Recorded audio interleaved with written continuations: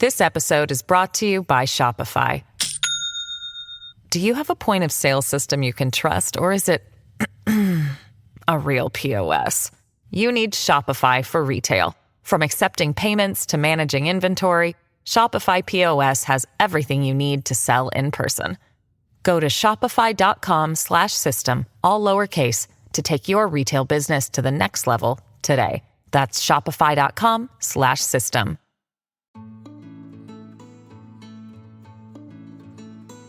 Welcome to Raising Me. I'm Adrienne Stein, an Emmy Award-winning journalist and a mom of three ranging in age from 6 to 16, navigating all those ups, downs, and confusing parts of parenting too. Here, we say the quiet parts of parenting out loud, those questions and insecurities that most of us experience, and reach out to the experts for guidance. Today, we're diving into a topic that just about every parent has dealt with at some point: sibling rivalry. It stresses me out to even think about it. You know those moments though, right? When your sweet, precious children suddenly turn into fierce competitors or even their worst enemies. It drives me absolutely batty. It is so frustrating and frankly, can make me really sad sometimes. You know, it could be something simple like arguing over the last cookie or who gets the remote, or just vying for attention. Sibling rivalry can be one of the most challenging parts that we face as parents. Here's the good news though, okay? You're not alone, so there's that. Even better, it's not all bad. There can actually be opportunities for our kids to learn really important life skills. Rebecca Hoffman is with us. She is a longtime family therapist who now works as director of MaineHealth Center for Trauma, Resilience, and Innovation. She is also an assistant clinical professor of psychiatry at Tufts University School of Medicine. And so we're going to look at what really drives sibling rivalry, how we can manage those difficult moments, and perhaps even ways to turn it around to something positive. Check it out. Rebecca, so glad to have you here with us. You know, sibling rivalry is something I think anybody who has a brother, sister, older, younger, has felt this, knows what it feels like. But, you know, what in general are the causes of sibling rivalry? Why is it so common? So when you get any two children who's 2 or 3 or 6 children together in a space whose brains haven't fully developed, their relationship skills haven't fully developed, there is some natural competitiveness because they're in the same family system.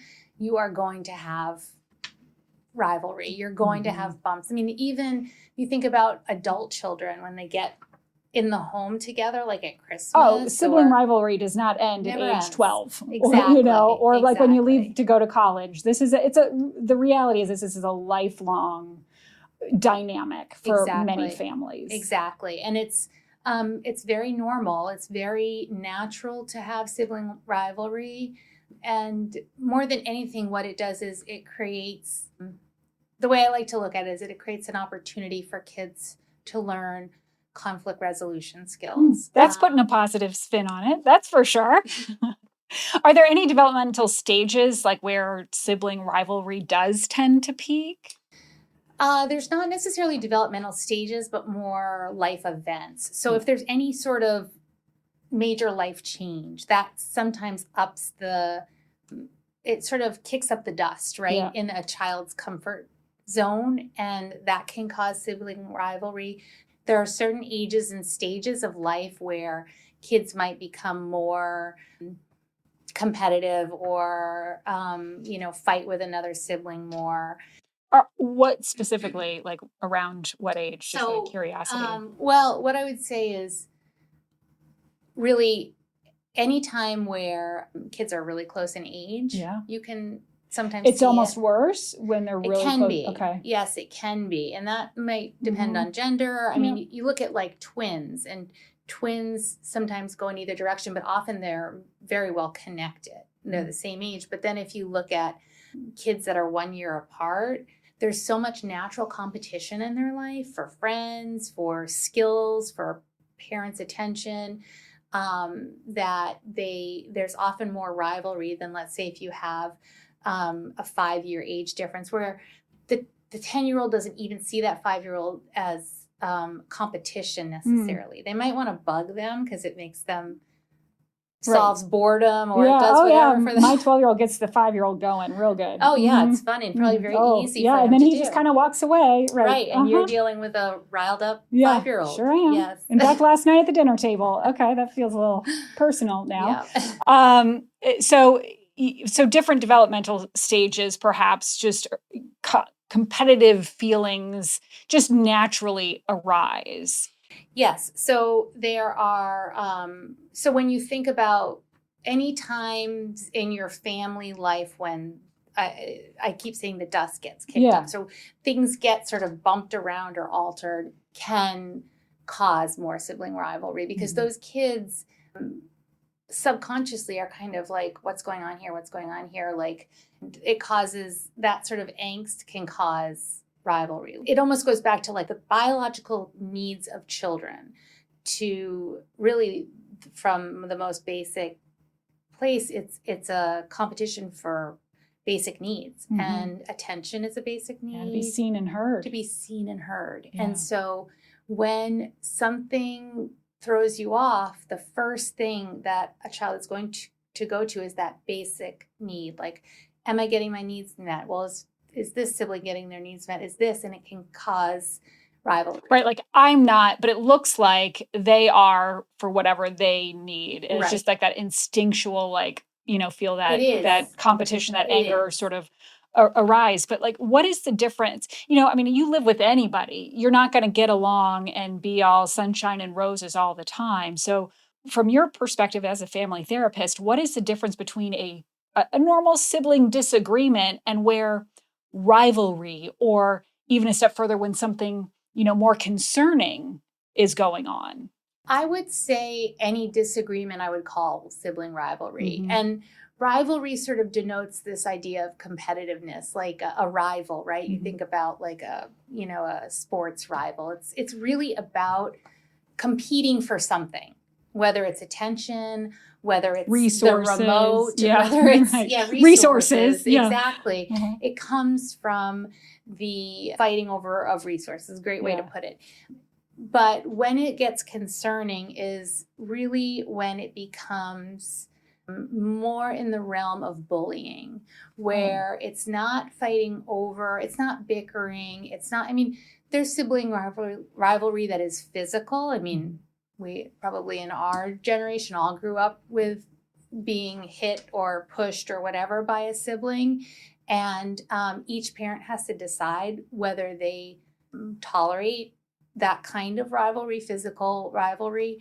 And that's every parent's own decision. But there becomes a point where there's a power differential, and there's potentially one child who has more power, more strength, more intelligence by age, whatever, that they can be harming another child to the point that it's going to impact that child's mental health. Well, that's what to me, what I'm hearing too is that it doesn't have to just be physical. It can be mental. Absolutely. Emotional. It can be, when you think about bullying in general, there's so many different types of bullying, even between people in a schoolyard, but that's true in the home too. And an older sibling, it would usually be an older sibling because they do have more power, more strength, more intelligence, just by age, that a younger sibling almost gets just bullied by that older child. And it really can be the worst thing that can happen is that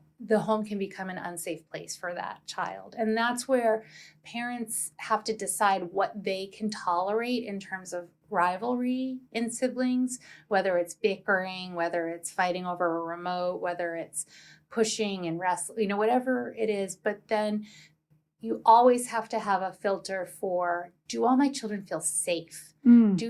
Is this home a safe place? And what parameters, like no-go zones do I have to set so that all my children feel safe here? So how do we intervene though? If if it's like, it gets to a point where And maybe it's not, maybe it's a one-off. Maybe it's not even something repetitive, but what is the best way for parents to intervene when it comes to sibling rivalry?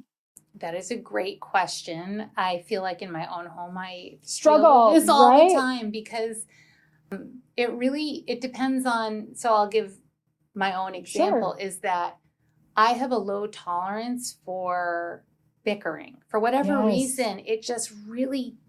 We call it poking, like stop poking your brother. Yeah. Yes. For some reason, I don't handle it well. Yeah. And so I come down really hard on no bickering, when probably bickering is a great way for me to help them learn conflict resolution. Like it would be great to say, okay, let's pause. Why are you doing that? What's going on inside of you that you feel like you need to do that to your sibling? And helping the children learn a self-awareness, which is going to be a skill for life. If you can pause them and say, go inside. What's going on for you right now? What are you feeling right now? And one can say, well, I guess I was bored. Or, well, he kept singing this song and it was annoying me. Mm-hmm. Okay, so what can you do when you're feeling that way? Could you leave the room? Could you ask him kindly? It's a perfect laboratory for conflict resolution. In my own home, I find myself just shutting it down. Yeah. When actually I should and try in my best days to really lean into it and say, what's going on here? Let's talk about this. Well, leaning into it, or even do you step back and are there times that you should kind of just keep an ear to it and see if they can come to a place where they work through it? I haven't seen it often in my house. I'll just, totally transparent here. Back to that point about just, that's a skill. That's a life skill, the conflict resolution that you're kind of learning in real time. So as long as everybody is safe, maybe it's just more annoying for us and we don't want to hear the bickering or the poking or whatever it is. But, are there times where you kind of just take your deep breath and listen and try to see if there's any chance they resolve it within reason. That is a great point, because one of the things I think we've talked about this in another podcast. One of the things about this parenting generation is that we sort of get over involved and manage things for 100%. Our kids, right? So they grow up not learning the skills they need. So if we were to step back and just watch and see how they handle it, they might figure it out themselves, and wow, they feel like not only have they done it, they feel good about it, and it connects them with that sibling in the end. I'm with you. I don't often see it happen given the ages of my children, but I will often say, work this out yourselves. Find a way to work this out yourselves. And I'll stay and watch, sometimes with some coaching, but it is great to help them, as long as everyone's safe, to figure this out yourselves. Could you each have 5 minutes with the remote? What could be things that could work where both of you feel like you had a hand in the resolution? Right, like a problem solving. Yeah. I also, too, wonder when it comes to stepping in, I've talked about this. My middle child is 12. My youngest is almost 6, so just right at about 6 years apart. And so when I hear them with the bickering or somebody's poking somebody else, I tend to jump right in and protect Jack, my youngest. Right. And it's probably it is because Will is older. Mentally, he's very savvy, and Jack, I'm trying to keep in this sunshine, light, positivity, as a birth order thing too. But I have tried to pause also and think of it from Will's perspective a little bit more, because that doesn't seem like it's always great to just jump in and protect Jack or the youngest. Right. But I think for a lot of parents, that's the instinct, is to protect the youngest in the two. Of course. This episode is brought to you by Shopify. Do you have a point of sale system you can trust, or is it a real POS? You need Shopify for retail. From accepting payments to managing inventory, Shopify POS has everything you need to sell in person. Go to shopify.com/system, all lowercase, to take your retail business to the next level today. That's shopify.com/system. I think one of the sort of unintended consequences to be aware of is that might make will feel resentful of right. Jack, I mean, it right? almost makes it worse. It's like, right. It's cyclical. Right. Great. Right. Fantastic. Really doing a great job here. Wonderful. There can be some positives that come from sibling rivalry too. Like, does it push you to want to do better and be better? I mean, obviously there's probably a limit when it comes to competition, being at a healthy level. The reality is a little competition can be good for you. Right. Competition is part of the world, right? Mhm. It's the world we live in. And so, again, thinking of it sort of as a laboratory for life, it does allow, competition can drive people to do better if they can, tolerate it. It can cause you to really see what you want to be in life. Like if you're somebody that hates that competition, you don't want to go into a highly competitive job as an adult. Like you want to go into something that's not so competitive potentially. So it really can teach each kid about themselves. I think one of a few of the beautiful things that sibling rivalry can teach kids, if parents can help, is it can teach empathy. Yeah. So what is it course. like for that 5-year-old when you are making fun of him and he's getting so distressed? What do you think that feels like for him? My children are 1.5 years apart, and so the competitiveness is really intense. I'm a 1.5 years with my brother too. So you Yeah. know that. Well, it's just your point earlier really hit home that like we were only 1 year apart in grade at school. Exactly. So like these are my friends. I should have a later curfew, like all those things. But really we're so close in age, for parents, they just kind of like bundle it all togetger. Exactly. Yeah. That's exactly. And that is just like, that just is a breeding ground for Yeah. competition and rivalry.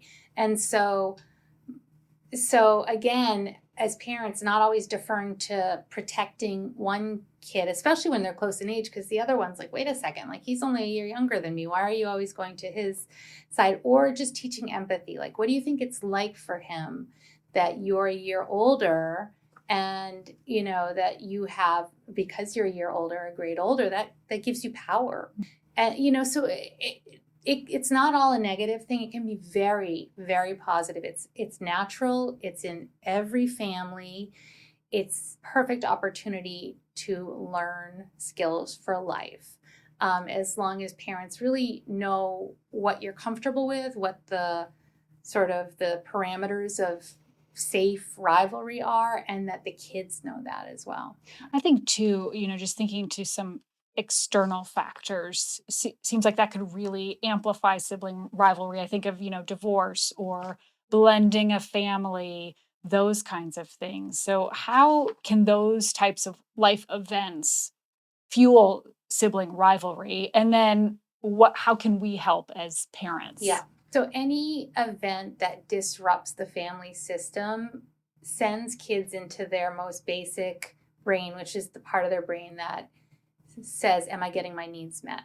It happens without them even knowing it, that when the system is disrupted, they're immediately like, I need this to survive. And so that's going to kick up sibling rivalry because they're competing against this other entity for attention, for whatever it might be. And so as parents, just knowing that any disruption in the family status quo is going to kick up the dust. It's going to potentially cause sibling rivalry. We have the saying, hurt people, right? Yes. And so when one child is feeling hurt for whatever reason and is hurting another kid in the family, another child in the family, that should be a red flag to the parent that something is going on for the one who's doing the hurting. Maybe they're being bullied at school. Maybe they're really struggling with something, but if they're going over and above like typical sibling rivalry, it would be worth looking into what's going on for them. Yeah, really dig in. Really dig in. Yeah. Really dig in. When there is sibling rivalry going on, that is so stressful. Like I can feel anxiety rise when and when I know what's about. Like I can see it coming 3 steps ahead. And it's like the tension, I can feel it actually just talking about it. So Yeah. like, just for parents, what can we do to manage our own stress and our own emotions when we're handling sibling rivalry conflict?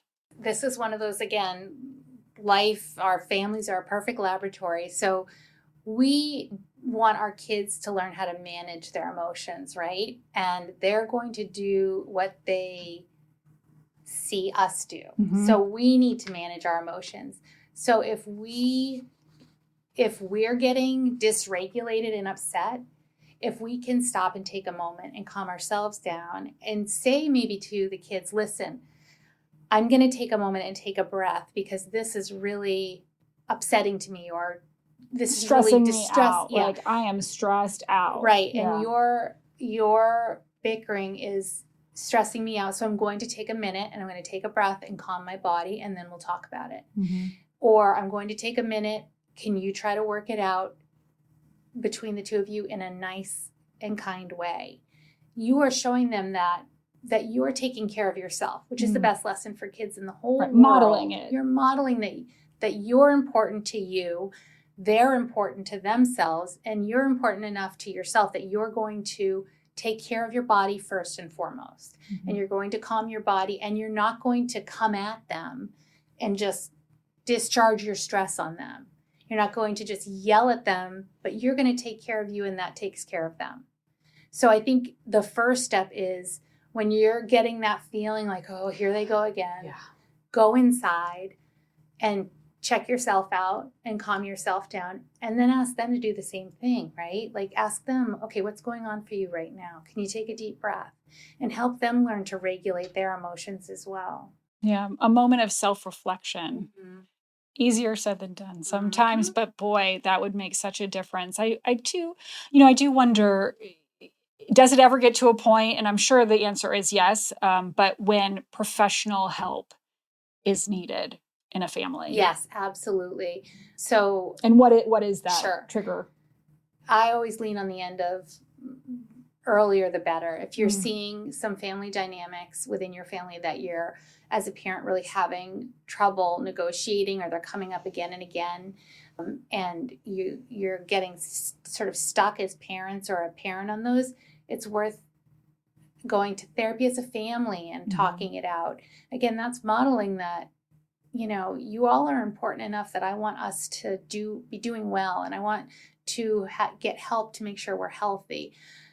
So some sort of big, like, red flags to get help are, is there true bullying going on? Do you have a child that feels unsafe in the home because another child is being so aggressive that it no longer is sibling rivalry? Mentally and physically. Emotionally, mentally, physically, whatever it might be. And it can be so subtle to you or to even the older child, but it can be really big to the younger child. So something that feels really scary, you almost have to put yourself in that child's shoes. So what I'm thinking is, like, a 12-year-old can do something to a 5-year-old that feels little to the 12-year-old, but it can be really big to the 5-year-old.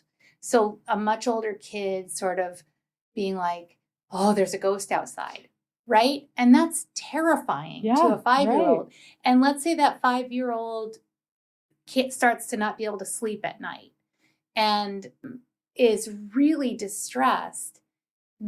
That sort of behavior needs to stop because it's impacting the 5-year-old's mental health, right? And so there's certain things where if a child's mental health is really being impacted by whatever behavior is going on in the home, professionals can help with that. What are the signs of that, though, if one of the siblings is really struggling?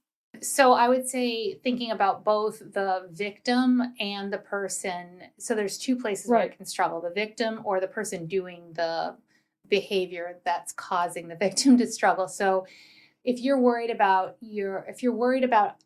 any of your children, like that their mental health is being negatively impacted, if they're upset a lot, if they're worried a lot, if they're sad, if they're coming to you a lot for help, and you're not able to resolve it, or it keeps happening again and again and again, then it's impacting their mental health. And we know the rates of anxiety and depression for kids are skyrocketing. And so my sort of trigger for going for professional help is actually pretty low, because I just think kids already right now are just riddled with anxiety and depression in the society we live in. And so if they're also getting a lot of that in their home, where it's supposed to be safe, and they feel unsafe. And it's worth asking them, like, do you feel safe around, like, do you feel scared of your sister or your brother? And if they say yes, really digging into what that means. Like, do and use open-ended questions. Like, what does that mean to you? What are you afraid of? And if you feel like they are truly afraid, then that is something you can't ignore. Yeah, that's heartbreaking. Yeah. What about like potential long-term effects for unresolved sibling rivalry? What could that look like? So you sometimes hear adult friends, you will hear about instances. I think about this as an adult with friends. You hear about instances, you'll hear from a friend, I never got along with my brother.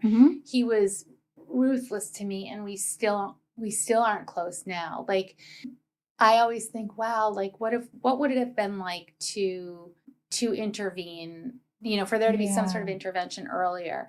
And so the long-term effects can be the same sort of long-term effects of bullying for a child. It can be depression, anxiety. It can be that they bully other people. So this whole idea of hurt people.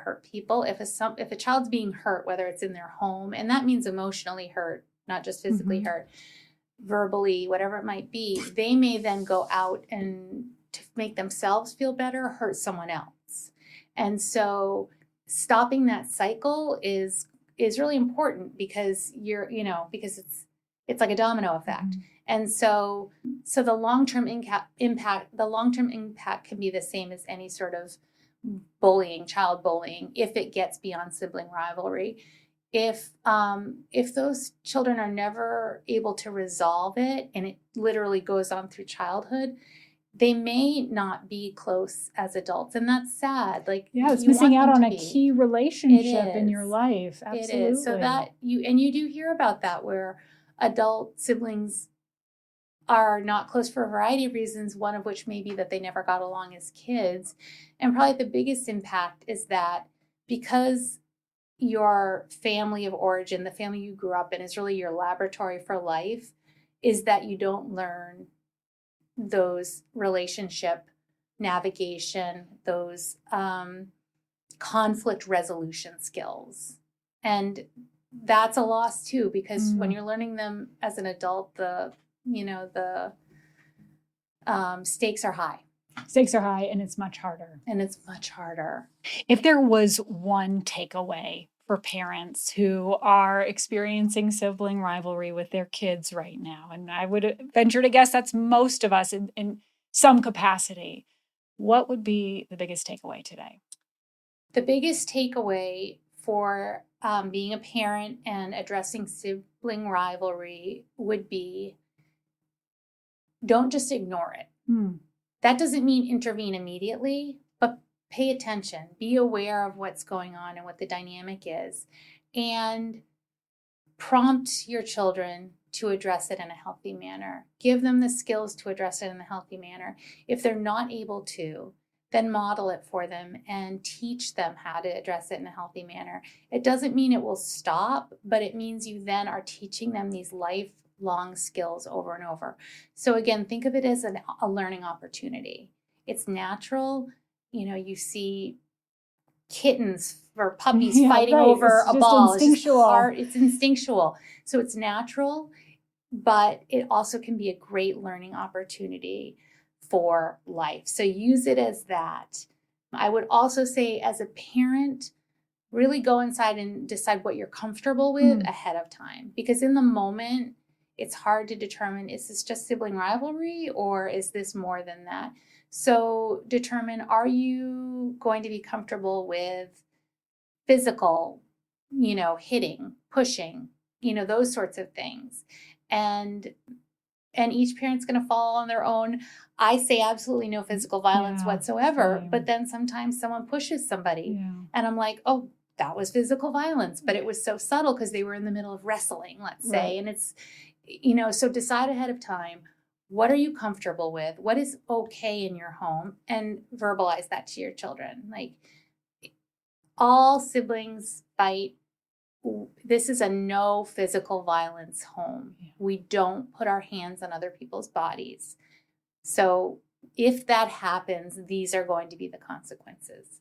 And so the kids know those parameters. And if they cross them, then they know what the consequence is going to be. Yeah. Awesome. Setting those clear guidelines. Rebecca, clear guidelines. Thank you so much. Always appreciate it. And I do want to mention we will have more resources on our website, which is wgme.com/raisingme. Really great conversation, Rebecca. Yes, thank you so much. I am always so grateful to get to talk to Rebecca and hear all her insight that she shares. And a couple of things really stuck with me from our conversation. One, I have noticed I'm really much more mindful of the interactions I'm watching with my children. Trying to pause before jumping in to be the peacekeeper or the crisis negotiator, kind of let them figure it out a little bit more on their own, knowing that these really are lifelong skills that they're working on. Empathy, perspective taking, negotiation, compromise. Like Rebecca said, families can be a great laboratory for life. Now, all that being said, sometimes it is still very tricky to do as a parent who just wants to rush in and solve or have peace. The other thing I'm really holding on to from our conversation is just the importance of these relationships. And as parents, what a gift to give our children as we try to help nurture and support positive sibling relationships. I mean, think about it. No one will ever have the chance to know you like a sibling. They are there through the highs and lows of growing up, and it is really important for me that my kids are close, always. Knowing they always have each other to lean on in every phase of life. Look, they may not always agree or even get along. Totally get that. However, my goal is to get them to a place where they will always want to repair or reset and value those relationships with each other. Thank you so much for listening to Raising Me. I'm Adrienne Stein. This episode is edited by Megan Littlefield and produced with Nate Eldridge. Please follow Raising Me wherever you get your podcasts and consider a positive rating and review so others find the message as well. Wherever you are, I hope you learned something new and get to take a little time for you.